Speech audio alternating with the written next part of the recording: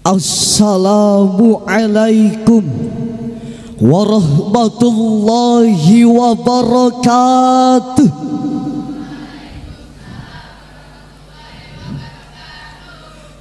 Alhamdulillahilladzi aujaba alaina bil guluwati fi dinil Islam wa harrama alaina bil guluwati fi dinil Islam. Wassalatu wassalamu ala khairil imam wa ala alihi wa sahbihi khairil anam. Amma ba'du.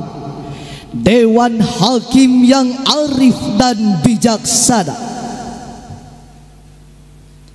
hadirin wal hadirah rahimakumullah.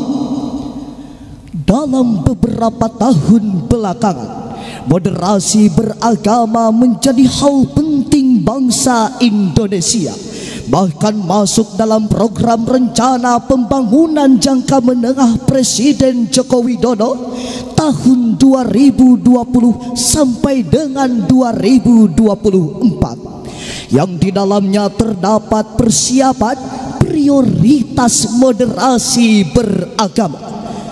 Badan Nasional Penanggulangan Terorisme Indonesia menjelaskan bahwa potensi radikalisme dan terorisme mengalami angka penurunan yang mengindikasi suksesi implementasi RPJMN Presiden di rentang 4 tahun masa kepemimpinannya.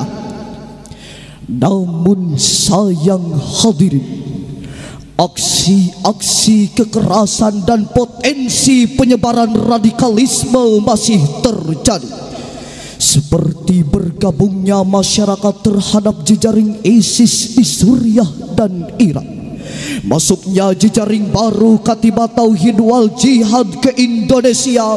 Bahkan pada era digital ini, radikalisme dan terorisme disebarkan dan dipropagandakan melalui platform digital yang dapat menyebar luas hanya dalam hitungan detik saja. Peneliti masalah terorisme dan Direktur Institute for Policy Analytical of Conflict pada saat sidang BBC Indonesia Oktober tahun lalu menjelaskan bahwa mayoritas pelaku radikal dan intoleran telah merubah haluan gerakannya secara masif melalui platform digital. Video-video menyesatkan diproduksi, seperti cuplikan video Flames of War yang dibuat secara profesional bak laga film Hollywood. Komentar negatif yang dipublikasikan oleh Elia Mehran pada kanal TikTok bahkan kita dihebohkan dengan munculnya sikap radikalisme yang dipublikasikan di Telegram yang mempropagandakan pelecehan terhadap Al-Quran dan agama Islam. Hal ini dibuat secara sengaja hadirin, bahkan pada rasio yang paling tinggi dapat menyebabkan permusuhan dan peperangan. Sepakat hadirin? Oleh karena itu hadirin, melalui mimbar Musabaqah Syarhil Quran kali ini, izinkanlah kami untuk menyampaikan sebuah syarahan Al-Quran dengan judul Implementasi Moderasi Beragama dalam Platform Digital, dengan berlandaskan Al-Quran Surah Al-Anbiya ayat 106 sampai dengan 107. A'udzu billahi minasy syaithanir rajim.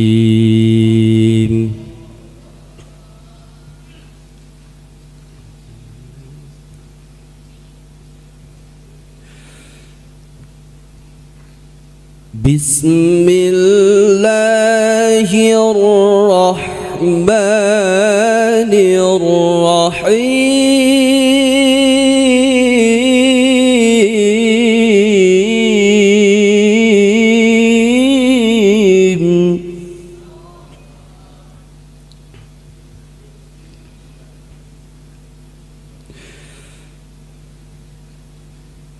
Inna fi hadza labalaghan liqaumin 'abidin.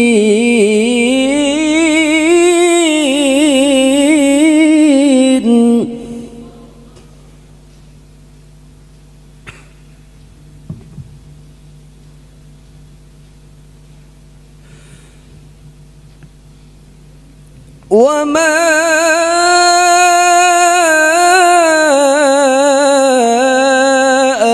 arsalnaka illa rahmatan lil alamin.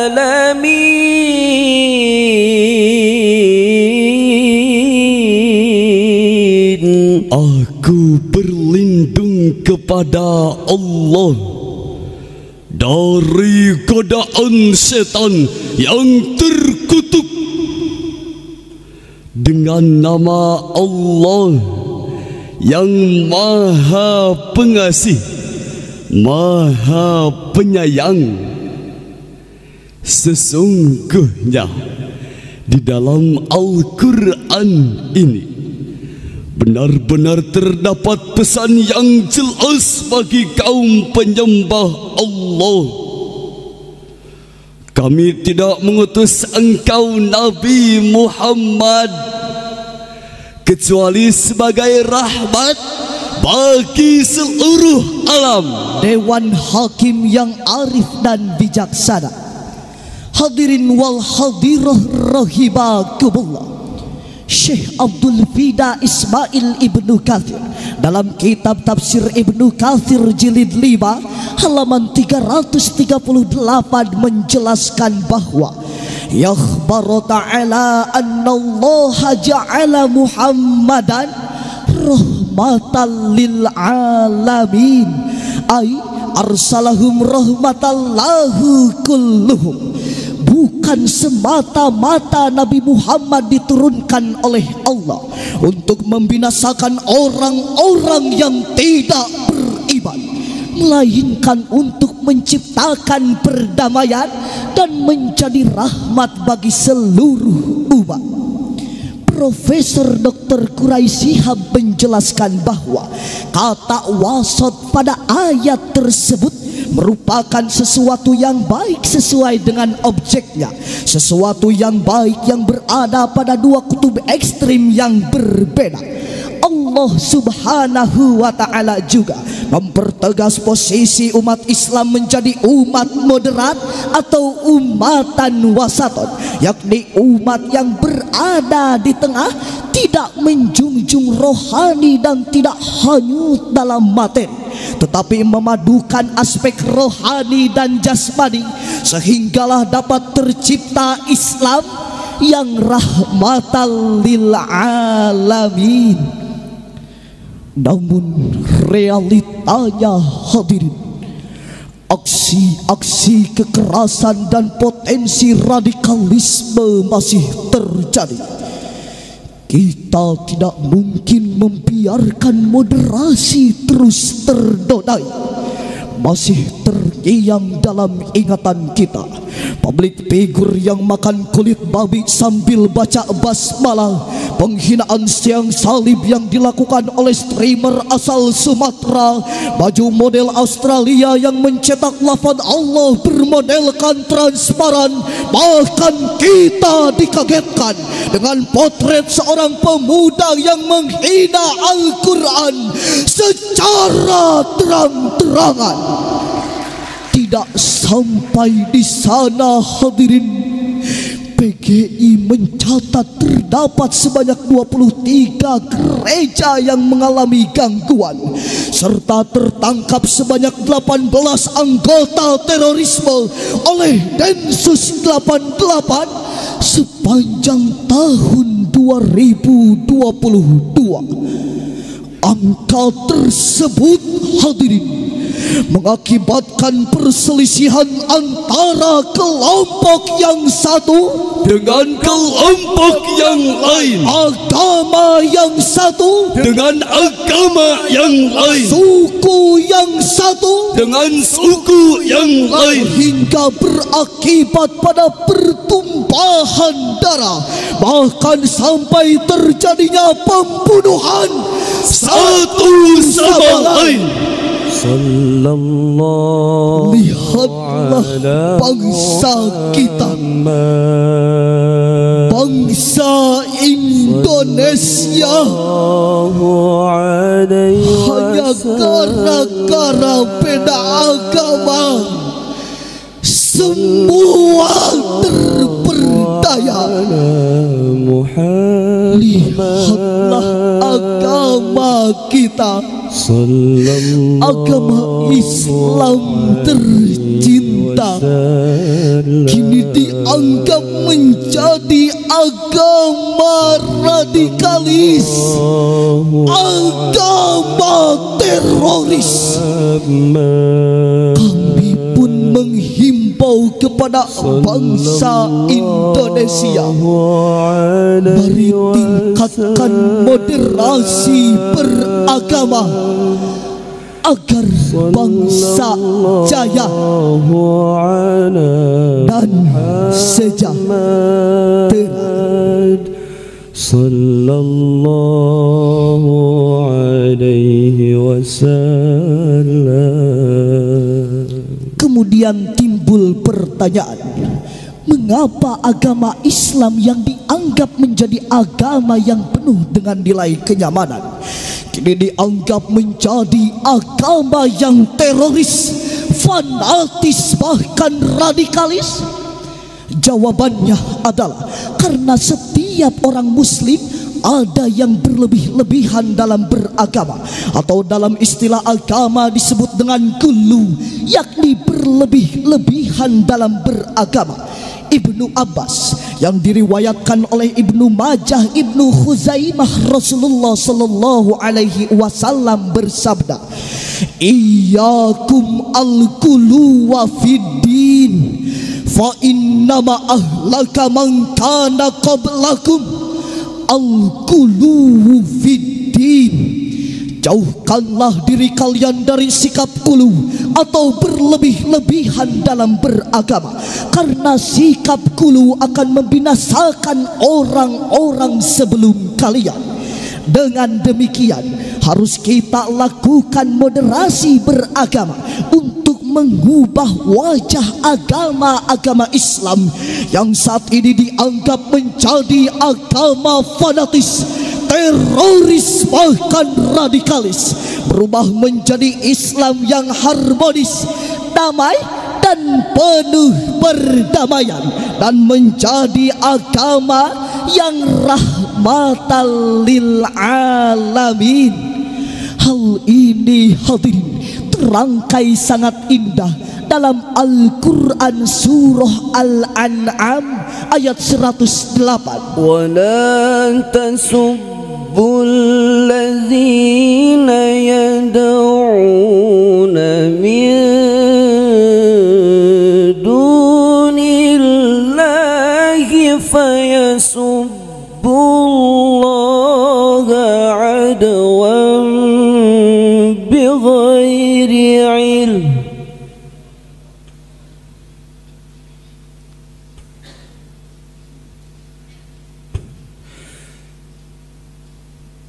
كذلك زينا لكل أمة عملهم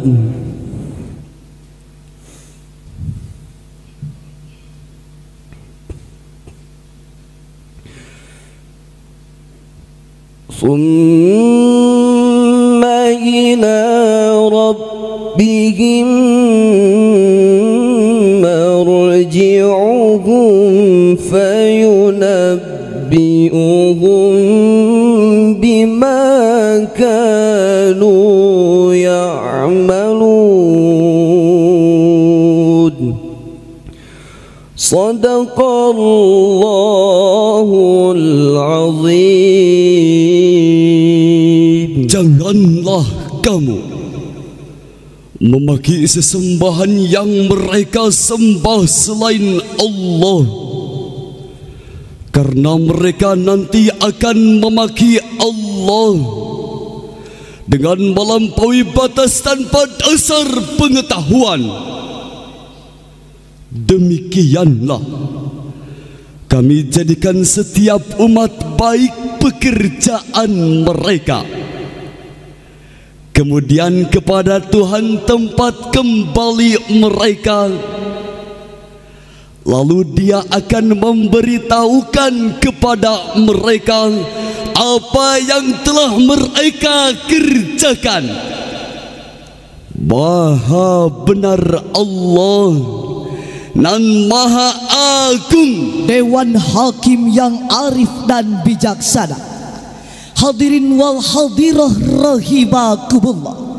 Imam Ali As-Sobuni dalam Sofwatu Tafasir Jilid 1 halaman 410 menjelaskan bahwa la tasubbu alihatal musyrikina wa aslamahum. Janganlah kalian menghina berhala orang-orang kafir. Allah Subhanahu wa ta'ala juga memperingatkan kepada kita untuk tidak menghina berhala orang-orang kafir, karena di balik hinaan dan cacian kita terdapat mafsadat yang sangat besar, yakni mereka akan menghina Allah tanpa dasar ilmu pengetahuan. Dengan demikian hadirin, jika akhir-akhir ini kita masih menemukan aksi radikalis dan teroris yang katanya dilakukan oleh umat Islam, kami katakan sekali lagi, ini bukan ajaran agama Islam, melainkan ini untuk merusak keindahan agama Islam. Islam mempersilahkan umat Kristiani untuk sampai pada tingkatannya Isa Al-Bashir. Islam mempersilahkan umat Hindu untuk mengamalkan ajarannya Veda Vendator Resigatia. Islam mempersilahkan umat Buddha untuk mengamalkan ajarannya Dharma Siddhartha Gautama. Bahkan Islam mempersilahkan umat Konghucu untuk sampai pada tingkatannya Lisu Sensui dan sensuinya. Untukmu agamamu dan untukku agamaku. Dewan Hakim yang arif dan bijaksana. Hadirin wal hadirah rahimakumullah. Dengan berakhirnya uraian tersebut dapat kami simpulkan bahwa keberagaman merupakan sunnatullah yang telah Allah tetapkan kepada kita. Meskipun nyatanya masih banyak oknum-oknum yang memprovokasikan terjadinya perpecahan dan menodai moderasi beragama. Adapun langkah yang harus kita lakukan adalah saling menghargai, saling menghormati, dan saling mencintai, sehinggalah sampai pada semboyan bangsa kita, Bhinneka Tunggal Ika. Meski berbeda-beda, tetapi tetap satu nusa, satu bangsa, satu tanah air Indonesia. Bersatu kita teguh, bercerai kita runtuh. Dengan demikian hadirin, dapat kami simpulkan tadi bahwa keberagaman merupakan sunnatullah yang telah Allah berikan kepada kita. Semoga kita semuanya hadirin mendapat keberkahan dari Allah Subhanahu wa ta'ala. Sekian dan demikian. Wassalamualaikum warahmatullahi wabarakatuh. Assalamualaikum warahmatullahi wabarakatuh.